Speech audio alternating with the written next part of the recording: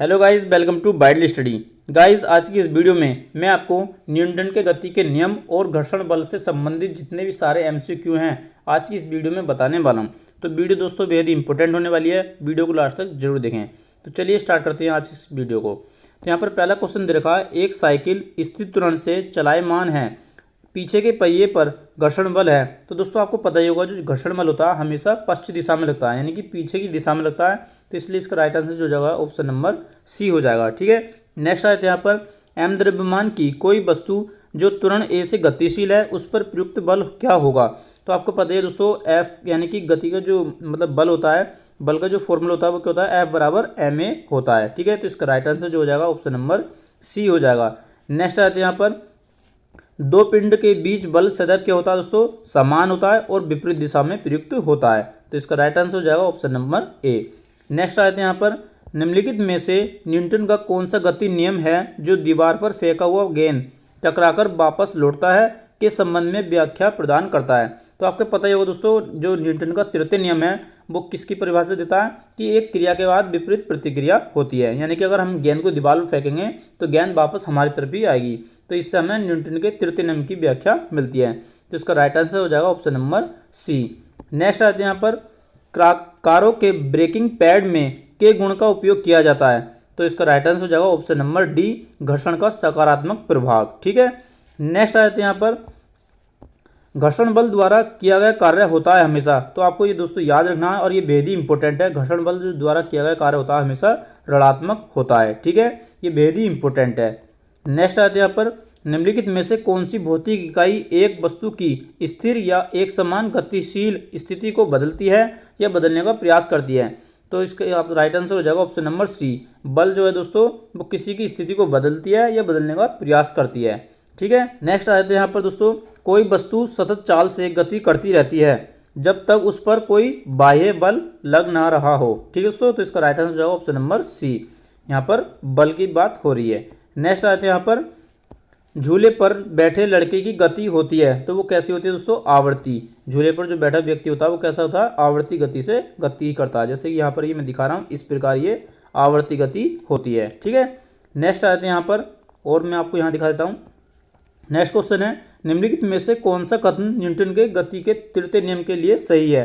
तो इसका right answer हो जाएगा ऑप्शन नंबर सी, बल अलग अलग निकाय पर विपरीत दिशा में लागू होता है। ठीक है दोस्तों, नेक्स्ट आते हैं यहाँ पर, द्रव्यमान और त्वरण के गुणनफल को कहा जाता है। तो द्रव्यमान और त्वरण के गुणनफल को दोस्तों बल कहा जाता है। बल का सूत्र F बराबर ma होता है। ठीक है, तो m फॉर द्रव्यमान और a फॉर त्वरण। ठीक है, नेक्स्ट आते हैं यहाँ पर, निम्नलिखित में से कौन सा उदाहरण न्यूटन के गति विषयक तृतीय नियम की व्याख्या करता है। तो इसका राइट आंसर हो जाएगा option number A, rocket launch करना। ठीक है दोस्तों, तो ये आपको पता ही होगा, ये तो बेहद कॉमन उदाहरण है। नेक्स्ट आते हैं यहाँ पर, जब एक नाविक आगे की दिशा में कूदता है तब नाव पीछे की तरफ हट जाती है। यह उदाहरण न्यूटन के कौन से नियम को दर्शाता है।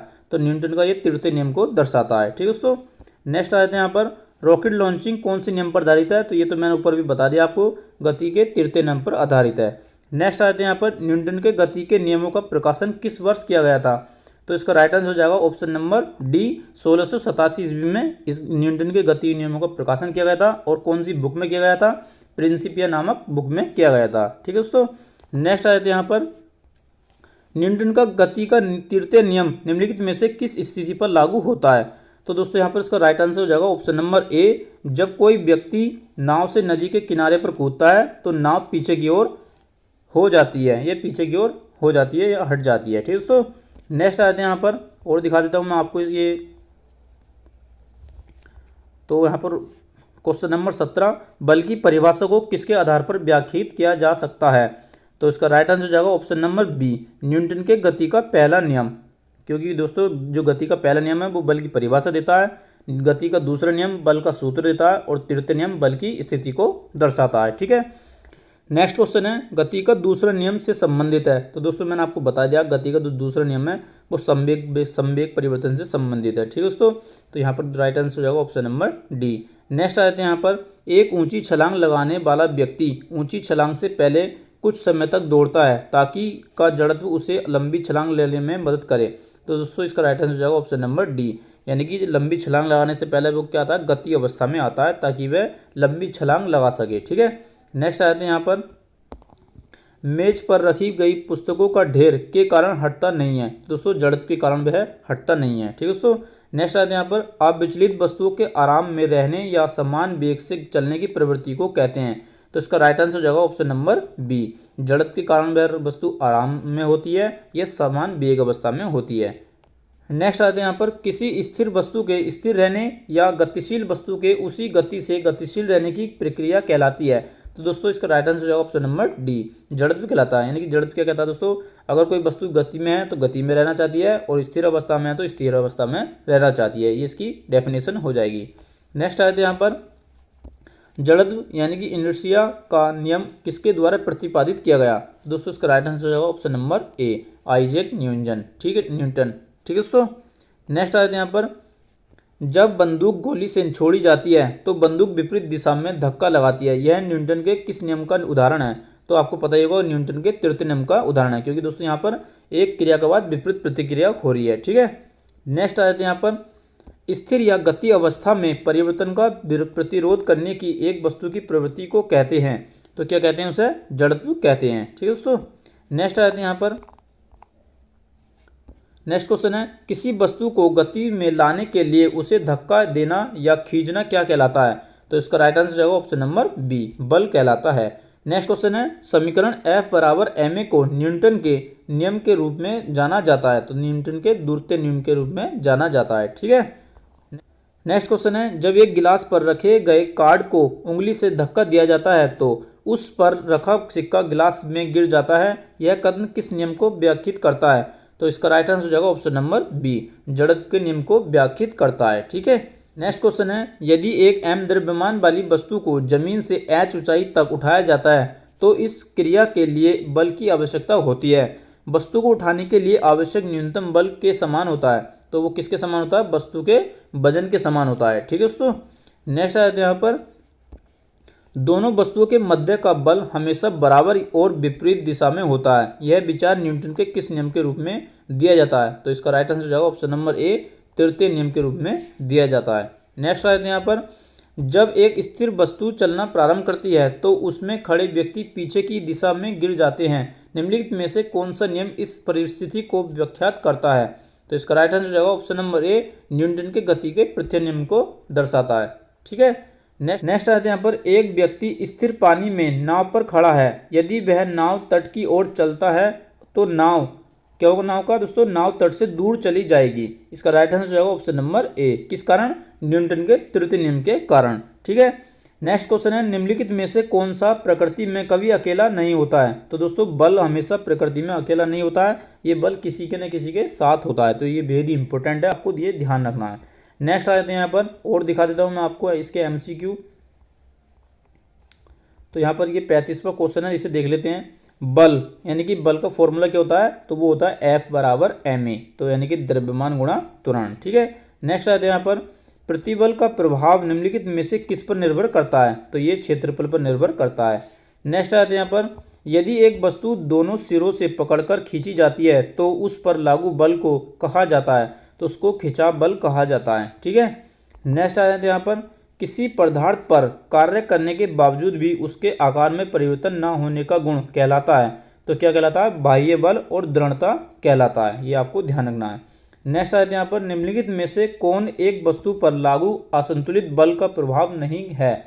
तो दोस्तों इसका राइट आंसर हो जाएगा ऑप्शन नंबर सी, वस्तु की गति में परिवर्तन का कारण नहीं बनता। ठीक है, नेक्स्ट क्वेश्चन है, दो वस्तुओं के मध्य परस्पर क्रिया होती है। तो इसका राइट आंसर हो जाएगा ऑप्शन नंबर डी, बल। ठीक है, नेक्स्ट आते हैं, प्रकृति में अकेले कभी नहीं होता है। तो ये तो मैंने आपको बता भी दिया। बल दोस्तों हमेशा ये दो गुणों में होगा या दो रूप में होगा, ये अकेला कभी नहीं होता है। ठीक है, नेक्स्ट क्वेश्चन है, निम्न परिस्थितियों में से किसमें कार्य नकारात्मक बल द्वारा कार्य किया गया है। तो इसका राइट आंसर हो जाएगा ऑप्शन नंबर सी, जब कोई वस्तु बल की विपरीत दिशा में स्थानांतरित होती है। ठीक है, नेक्स्ट आते हैं यहाँ पर, ठोस सतह द्वारा किसी भी वस्तु पर सामान्य दिशा में लगाए गए बल को क्या कहते हैं। तो इसका राइट आंसर हो जाएगा ऑप्शन नंबर ए, सामान्य बल कहते हैं। ठीक है, खींचने का एक उदाहरण है। तो इसका खींचने का एक उदाहरण क्या है, ध्वज फहराना। ठीक है दोस्तों, नेक्स्ट आते हैं यहाँ पर सभी बलों में होता है। सभी बलों में क्या कॉमन होता है दोस्तों? परिणाम और दिशा दोनों में कॉमन होती है। ठीक है दोस्तों। नेक्स्ट क्वेश्चन है, जब दो समान बल किसी पिंड पर एक दूसरे के विपरीत दिशा में प्रयुक्त होते हैं तो पिंड पर प्रयुक्त होने वाला कुल बल होगा हमेशा क्या होगा दोस्तों? ये शून्य होगा। ठीक है, ये आपको ध्यान रखना है। नेक्स्ट आते हैं यहाँ पर निम्न में से कौन सा घर्षण बल के बारे में सही नहीं है? तो इसका राइट आंसर हो जाएगा ऑप्शन नंबर डी, रोलिंग घर्षण। इस स्लाइडिंग घर्षण की तुलना में अधिक होता है। मशीनों में बॉल बेयरिंग से घर्षण बल कम होता है। ठीक है, इसका राइट आंसर हो जाएगा। नेक्स्ट आते हैं यहाँ पर यदि किसी गतिमान वस्तु पर कोई बल आरोपित नहीं है तो यह किसके कारण रुक जाएगी? तो ये दोस्तों घर्षण के कारण रुक जाएगी, ये तो आपको पता ही होगा। नेक्स्ट आते हैं यहाँ पर दो सतहों के बीच सतह की अनियमितताओं के परिणाम स्वरूप होता है, तो ये क्या होता है? घर्षण। ठीक है। नेक्स्ट आते हैं यहाँ पर गति का द्वितीय नियम दर्शाता है, तो दोस्तों ये क्या दर्शाता है गति का द्वितीय नियम? तो ये मैं आपको दिखाता हूँ। इसका और राइट आंसर जो हो जाएगा ऑप्शन नंबर डी हो जाएगा। किसी वस्तु की गति के परिवर्तन की दर शुद्ध बल की दिशा में वस्तु पर लागू शुद्ध बल के अनुपाती होती है। ठीक है, ये इसका राइट आंसर हो जाएगा। नेक्स्ट आते हैं यहाँ पर घर्षण बल कार्य करता है, तो घर्षण बल हमेशा विपरीत दिशा में कार्य करता है। ठीक है, बल की विपरीत दिशा में। नेक्स्ट आते हैं यहाँ पर घर्षण बल द्वारा किए गए कार्य का क्षय नहीं होता है बल्कि वह किस ऊर्जा में परिवर्तित हो जाता है? तो ये तापीय ऊर्जा में दोस्तों परिवर्तित हो जाता है, ये आपको ध्यान रखना है। नेक्स्ट आते हैं यहाँ पर और दिखाता हूँ मैं दोस्तों एमसीक्यू इसके। नेक्स्ट क्वेश्चन है किसी रॉकेट का उड़ान भरना द्वारा समझा जा सकता है? तो दोस्तों संवेग संरक्षण के नियम के द्वारा इसको समझा जा सकता है। ठीक है।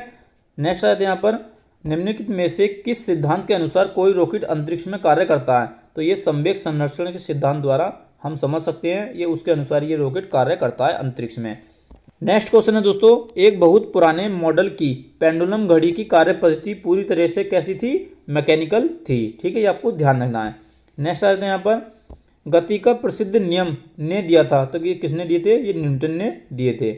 नेक्स्ट आते हैं यहाँ पर एक निकाय के संवेग में परिवर्तन की दर क्या किसके समानुपाती होती है? तो ये आपको पता ही होगा लागू बल के समानुपाती होती है, और ये किस में दर्शाया गया है? ये न्यूटन के द्वितीय नियम में दर्शाया गया है।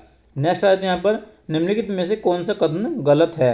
तो दोस्तों यहाँ पर ये दिख रहा है जो ए जो ऑप्शन है ये दोस्तों गलत है। जब एक बस अचानक रुकती है तो बस में बैठे एक यात्री को पीछे की ओर हल्का झटका लगता है, तो ये दोस्तों ऑप्शन गलत है।